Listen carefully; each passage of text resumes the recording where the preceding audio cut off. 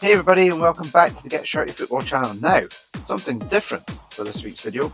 We're not going to be looking at football shirts, although we kind of are because I want to check out one in particular.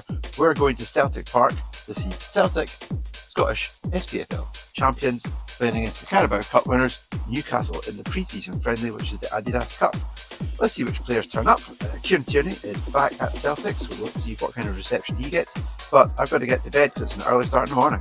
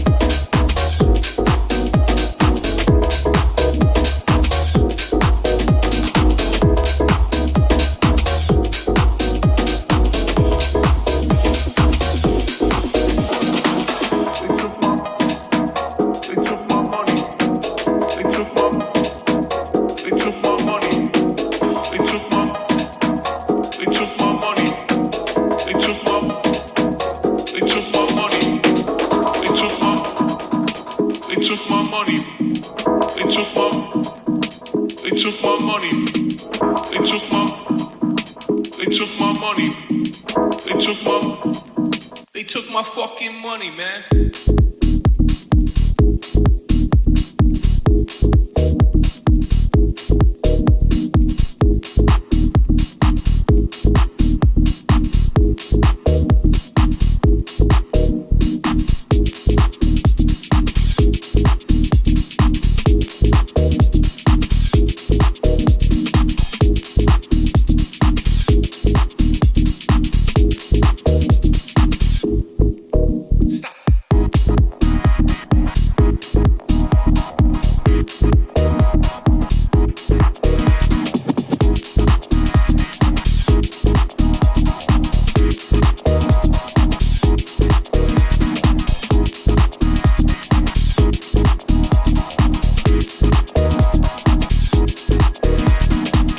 Guys, if you haven't been to Celtic Park, or not know much about it, it is located in the east end of Glasgow. You can get there quite easily from the city centre.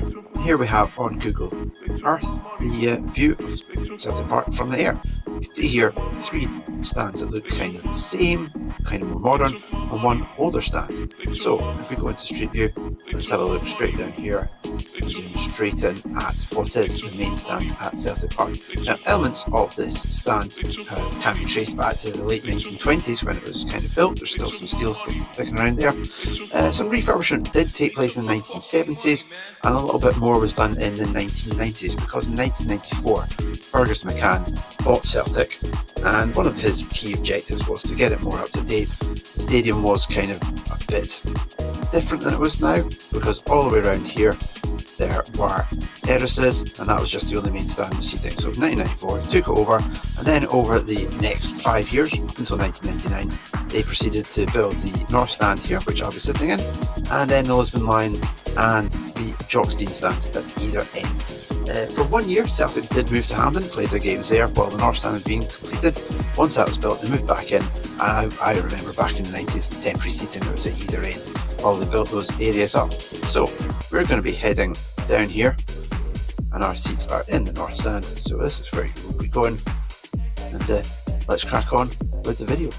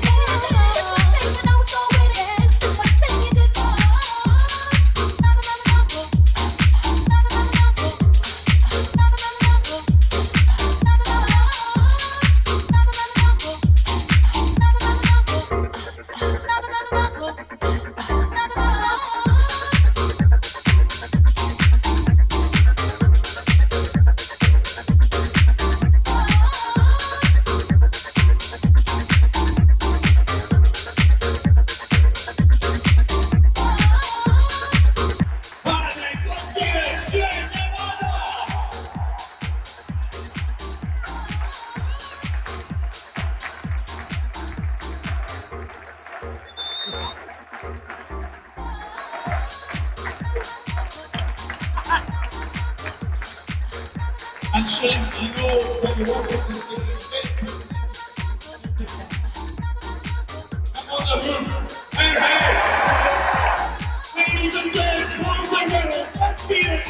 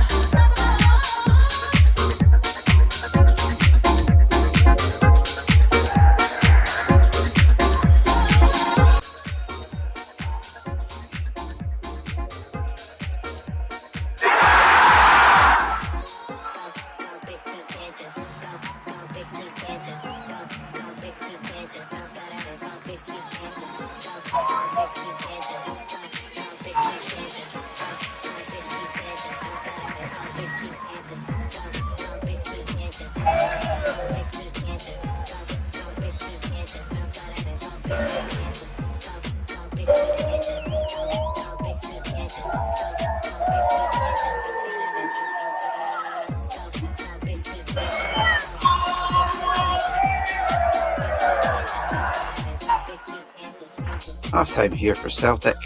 The second goal, a bit of a punt up the field from Kasper Schmeichel.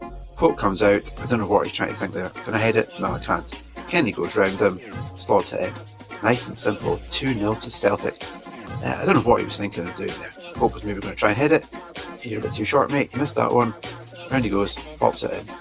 A nice goal, rounded off 2 for Celtic. Yeah, they were kind of in control at this time.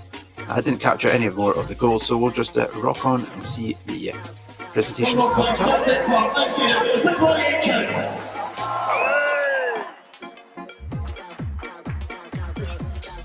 And all that is left to do is to present the adidas trophy to the Celtic captain, Callum McGregor. Ladies and gentlemen, the winners of the adidas trophy 2025 are Celtic.